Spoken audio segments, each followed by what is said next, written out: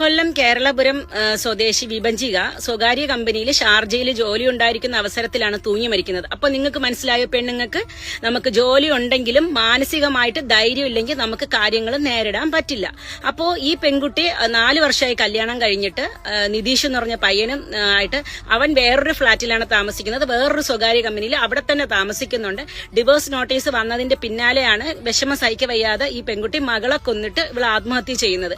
അപ്പൊ ആ സമയത്ത് ഓവർകം ചെയ്യാൻ പറ്റാത്തതാണ് ഒന്നാമത്തെ കാര്യം. അവള് പറയുന്നുണ്ട് അവന്റെ സഹോദരിക്കും സഹോദരിയുടെ കുട്ടിക്കും ഒക്കെ വേണ്ടിയിട്ട് ഒരുപാട് സമയം മാറ്റി വെക്കുമ്പോൾ എനിക്കും എന്റെ കുട്ടിക്കും വേണ്ടിയിട്ട് ഒരു സമയവും മാറ്റി വെക്കുന്നില്ല. ഇങ്ങനെ ഒരുപാട് കാര്യങ്ങൾ പെൺകുട്ടി ഫേസ്ബുക്കിലൂടെ പറയുന്നുണ്ട്. പക്ഷെ എന്ത് തന്നെയാണെങ്കിലും നിങ്ങൾ മനസ്സിലാക്കാനുള്ളത്, ഈ കേട്ടുകൊണ്ടിരിക്കുന്ന ഓരോ സ്ത്രീയും, നിങ്ങൾക്ക് പെൺമക്കളുണ്ടെങ്കിൽ പുരുഷന്മാരും അവർക്ക് പെൺമകളുണ്ടെങ്കിൽ ഒരു സഹോദരി ഉണ്ടെങ്കിൽ ഇതൊക്കെ കേൾപ്പിച്ചു കൊടുക്കണം.